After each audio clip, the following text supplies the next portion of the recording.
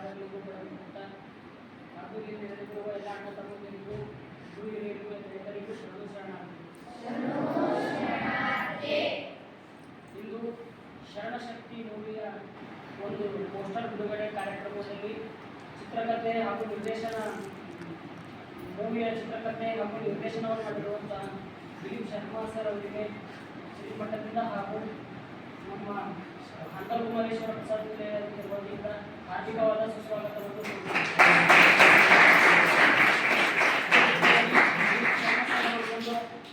ಶ್ರೀಗಳಿಂದ ಆಶೀರ್ವಾದ ಪಡೆಯಬೇಕೆಂದು ಒಂದೇ ನಿಮಿಷ.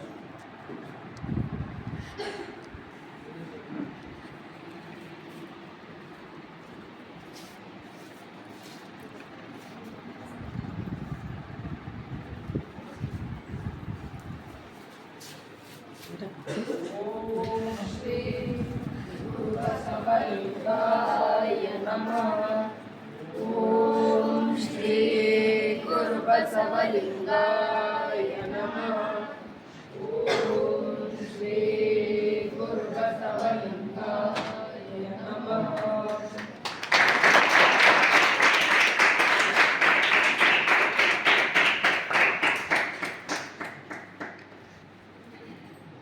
ಆಶೀರ್ವಾದವನ್ನು ಸ್ವೀಕರಿಸಿದ ದಿಲೀಪ್ ಶರ್ಮಾ ಸರ್ ಅವರಿಗೆ ಧನ್ಯವಾದಗಳು. ಈಗ ಬಸವಣ್ಣನ ಪಾತ್ರದಲ್ಲಿ ಮಂಜುನಾಥ್ ಪಾಟೀಲ್ ಸರ್ ಇವರಿಗೆ ಶ್ರೀಮಠದಿಂದ ಹಾಗೂ ಅಂಕಲ್ ಕುಮಾರೇಶ್ವರ ಪ್ರಸಾದದಿಂದ ಸ್ವಾಗತ ಕೋರುತ್ತಾ ಶ್ರೀಗಳಿಂದ ಆಶೀರ್ವಾದ ಪಡೆಯಬೇಕೆಂದು ವಿನಂತಿಸುತ್ತೇನೆ.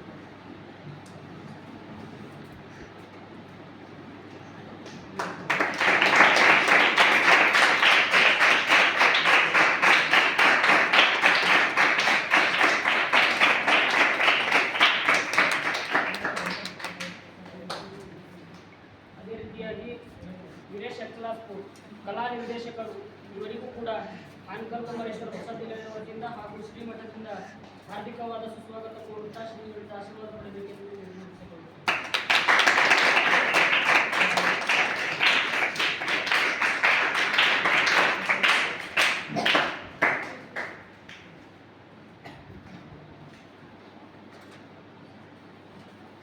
ಅದೇ ರೀತಿಯಾಗಿ ವೀರೇಶ್ ದಂಡಿನ್ ಅಸಿಸ್ಟೆಂಟ್ ಡೈರೆಕ್ಟರ್ ಹಾಗೂ ನಗೆಮಾರಿ ತಂದೆಯ ಪಾತ್ರವನ್ನು ನಿರ್ವಹಿಸಿರುವ ಇವರಿಗೂ ಕೂಡ ಶ್ರೀಮಠದಿಂದ ಹಾಗೂ ಅಂಕಲ್ ಕುಮಾರೇಶ್ವರ ಪ್ರಸಾದ್ ವಿದ್ಯಾರ್ಥಿಗಳು ಪ್ರಸಾದ್ ನಿಲಯದ ವತಿಯಿಂದ ಹಾರ್ದಿಕವಾದ ಸ್ವಾಗತ ಕೋರುತ್ತಾ ಶ್ರೀಗಳಿಗೆ ಆಶೀರ್ವಾದ.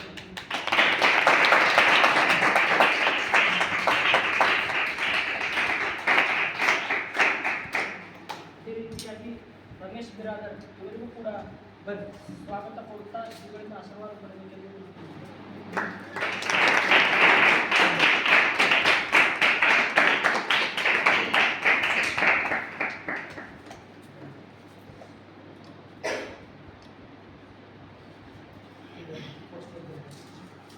ಇವಾಗ ಶರಣಶಕ್ತಿ ಪೋಸ್ಟರ್ ಬಿಡುಗಡೆ ಕಾರ್ಯಕ್ರಮವನ್ನು ನಿರ್ವಹಿಸುತ್ತಿದ್ದು ಎಲ್ಲರೂ ಶ್ರೀ ಗುರು ಬಸವಲಿಂಗಾಯ ಅಂತಕ್ಕಂಥ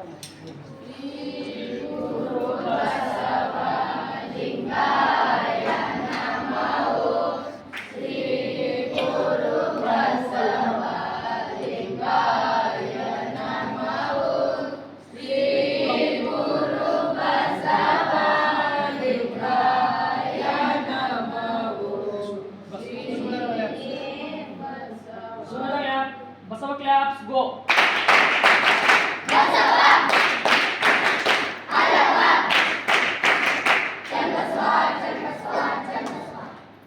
ಬಸವ ಕ್ಲಾಪ್ಸ್ ಗೋ.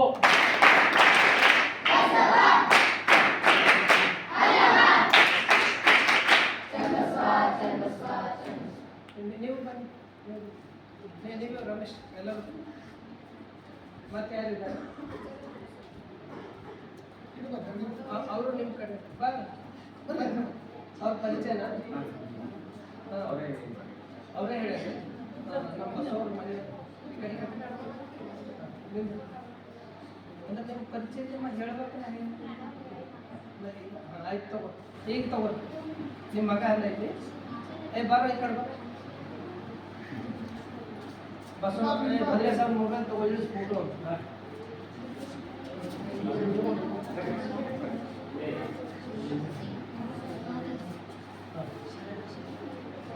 ತಗೋ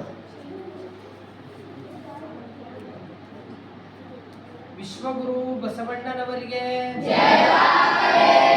ಗುರು ಬಸವಣ್ಣನವರಿಗೆ ಸಾಂಸ್ಕೃತಿಕ ನಾಯಕ ಬಸವಣ್ಣನವರಿಗೆ ದಲಿತ ಉದ್ಧಾರಕ ಬಸವಣ್ಣನವರಿಗೆ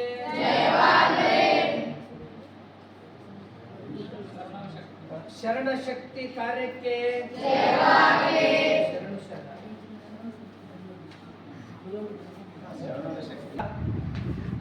ಪರಮ ಪೂಜ್ಯರು ಅವರ ಆದೇಶ ಮೇರೆಗೆ ದಿಲೀಪ್ ಶರ್ಮಾ ಅವರು ಇದಕ್ಕೆ ಸಾಕಷ್ಟು ಶ್ರಮ ಸಂಘಟನೆ ಇದಕ್ಕೆಲ್ಲ ರೀತಿಯಿಂದ ಶಕ್ತಿ ಹಾಕಿದ್ದಾರೆ. ಹೀಗಾಗಿ ಶರ್ಮಾ ಅವರು ಮೂಲತಃ ಹುಬ್ಬಳ್ಳಿ ಕಡೆಯವರು, ಅಲ್ಲಿ ಅಷ್ಟು ದುಡಿದು ಇಲ್ಲಿಗೆ ಬಂದಿದ್ದಾರೆ. ಅವರು ಒಂದೆರಡು ಮಾತುಗಳು ಆಡ್ತಾರೆ, ಆನಂತರ ಅಪ್ಪವ್ರ ಆಶೀರ್ವಚನ, ಆನಂತರ ನಿಮ್ಮ ಕ್ಲಾಸಿಗೆ ಹೋಗಬೇಕು. ನೇರವಾಗಿ ಶರ್ಮಾ ಅವರು.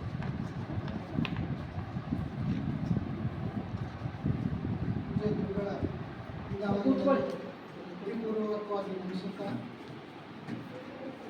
ನನಗೆ ಫಸ್ಟ್ ನಿಮ್ಮನ್ನೆಲ್ಲ ನೋಡಿದ ತಕ್ಷಣ ಮನಸ್ಸಿಗೆ ಭಾಳ ಸಂತೋಷ, ಅನುಭವ ಮಾಡ್ಕೊತ ಬಂದಿದ್ದೇನೋ ಅನಿಸ್ತಾ ಇತ್ತು.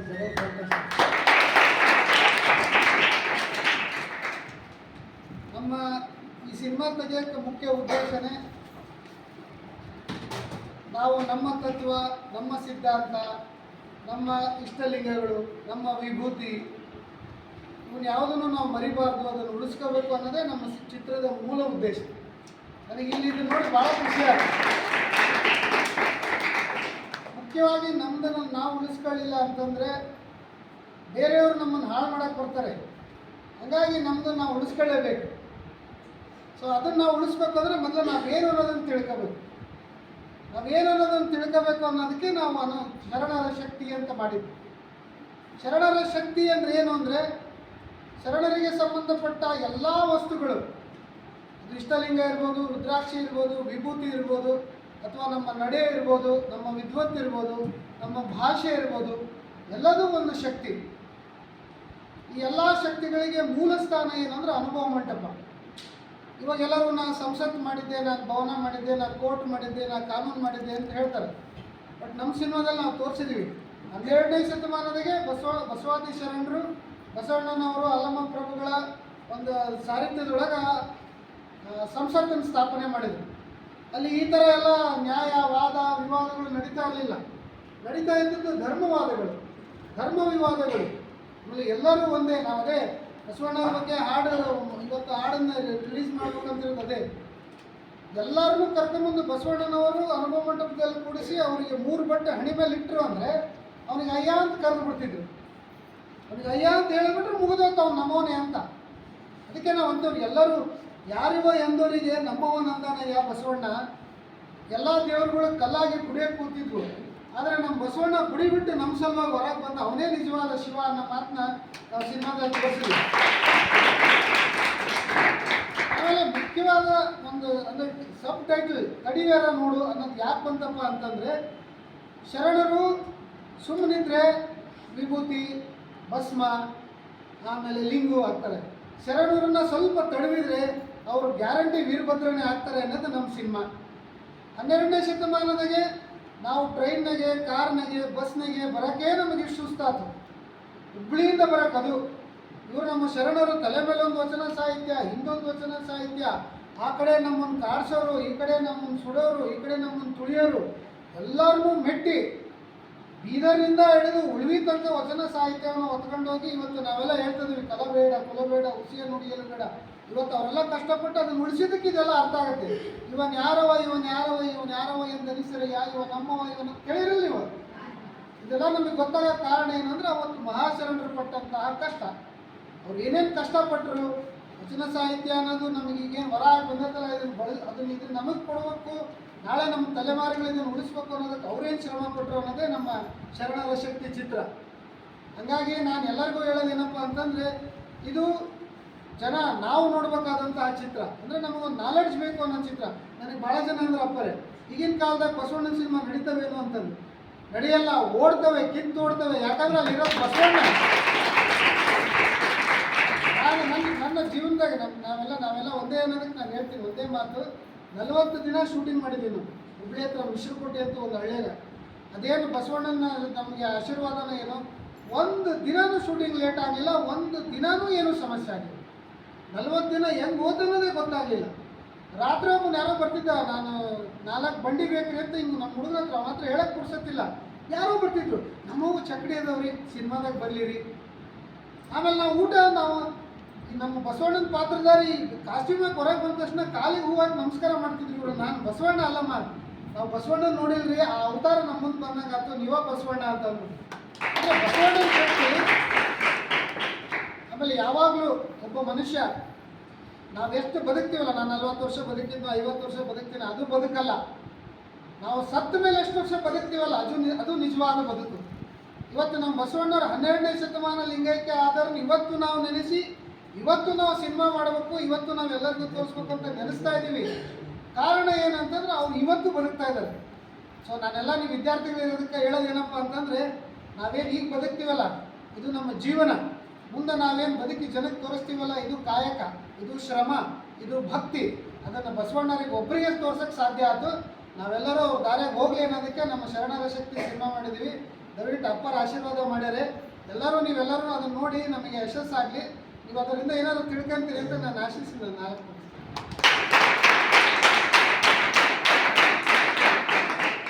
ದಿಲೀಪ್ ಸರ್ ಅವರಿಗೆ ಧನ್ಯವಾದಗಳು. ಈಗ ಪೂಜೆಯಿಂದ ಆಶೀರ್ವಾದ.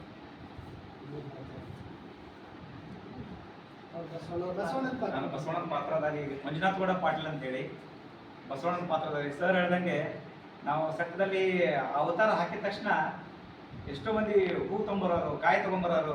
ಅದನ್ನ ನೋಡಿ ನನಗೆ ಅವಾಗಿನ ಕಾಲದ ಬಸವಣ್ಣನ ಪ್ರಖ್ಯಾತಿ ಇನ್ನೂ ಹೆಂಗೆ ಮುಂದುವರ್ಕೊಂಡು ಹೊಂಟಿದೆ ಅಂತ ನನಗೆ, ಅದು ನಾವು ಲಿಂಗಾಯತರಾಗಿ ಕೂಡ ನಮಗಷ್ಟ ಅನುಭವನೇ ಇರಲಿಲ್ಲ. ನಿಜವಾಗ್ಲೂ ನಮ್ಮ ಸಂಸ್ಕೃತಿ ಹೆಂಗೆ ಬೆಳೆದು ಬಂತು, ವಚನ ಸಾಹಿತ್ಯ ಹೆಂಗೆ ಕಾಪಾಡ್ಕೊಂಡು ಬಂದರು, ಎದ್ರ ಬಗ್ಗೆ ನಮ್ಗೆ ಜ್ಞಾನನೇ ಇರಲಿಲ್ಲ. ಯಾವಾಗ ಈ ಪಾತ್ರವನ್ನು ನಾವು ಮಾಡ್ತಾ ಹೋದ್ವಿ, ಅವಾಗ ನಮ್ಮ ಹೆಚ್ಚಿನ ಒಂದು ನಮ್ಮ ಧರ್ಮದ ಬಗ್ಗೆ ಹೆಚ್ಚಿನ ಜಾಗ್ರತೆ ಆಯಿತು, ಹೆಚ್ಚಿನ ಅನುಭವಕ್ಕೆ ಬಂತು ಅಂತ ಹೇಳ್ತೀನಿ.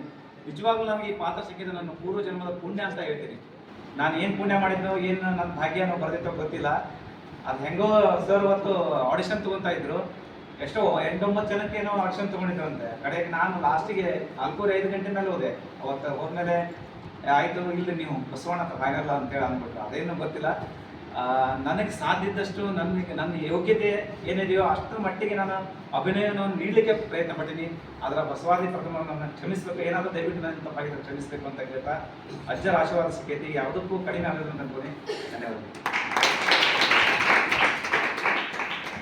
ಮಂಜುನಾಥ್ ಪಾಟೀಲ್ ಸರ್ ಅವರಿಗೆ ಧನ್ಯವಾದಗಳು. ಈಗ ಪೂಜೆಯಿಂದ ಆಶೀರ್ವಾದ.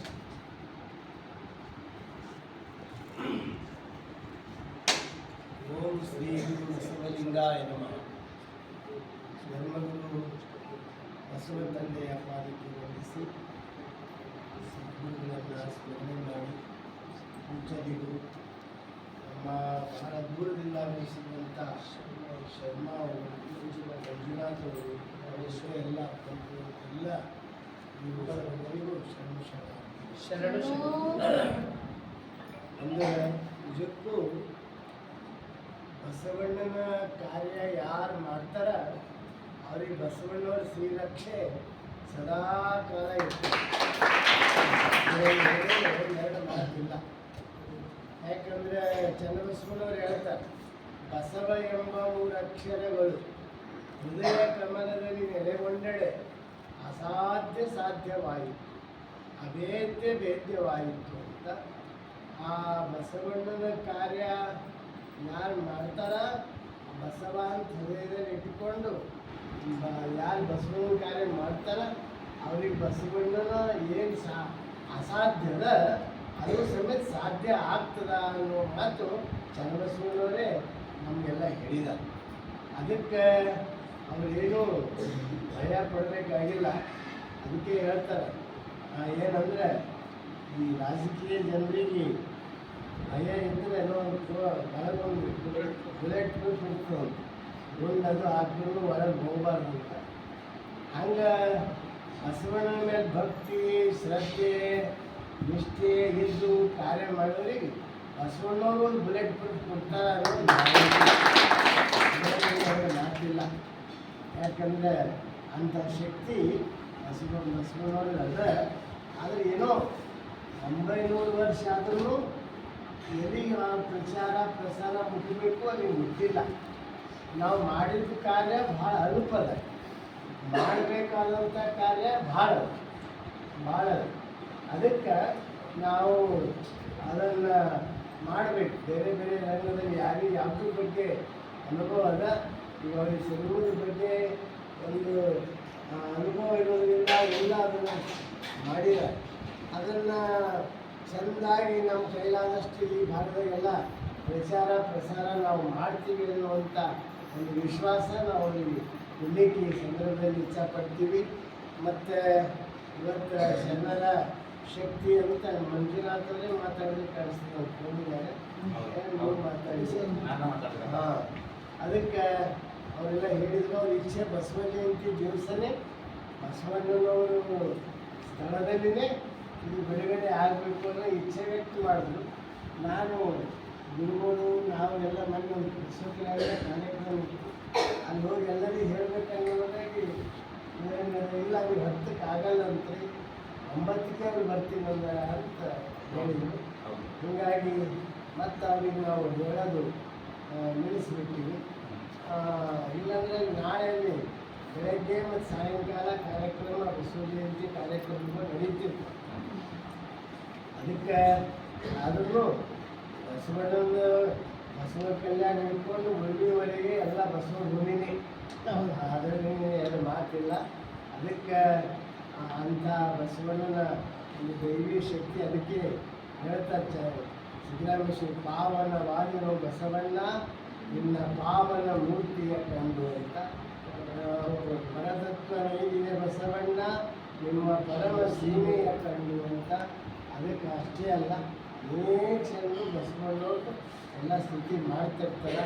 ಅದಕ್ಕೆ ನೀವೆಲ್ಲರೂ ಏನು ಮಾಡಿರಿ ಅಂದರೆ ಬಸವಣ್ಣನ ಮೇಲೆ ನಿಷ್ಠೆ ಶ್ರದ್ಧೆ ಇಟ್ಟು ಅವ್ರು ಕಾರ್ಯ ಮಾಡಿದ್ದಾರೆ. ಅವರಿಗೆಲ್ಲ ಯಶಸ್ವಿಯಾಗಲಿ.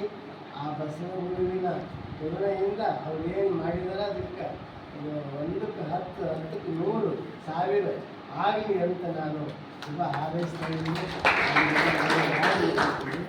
ಮತ್ತೊಮ್ಮೆ ಎಲ್ಲರಿಗೂ ಶುಭ ಹಾರೈಸಿ ನಾನು ಮಾತನ್ನು ಮುಕ್ತಾಯ ಮಾಡ್ತೀನಿ. ಓಂ ಶ್ರೀ ಗುರು ಬಸವಲಿಂಗ. ಈಗ ಎಲ್ಲರೂ ನೇರವಾಗಿ ಕೈ ಜೋಡಿಸಿ ವಚನ ಮಂಗಲವನ್ನು ಹೇಳಿ.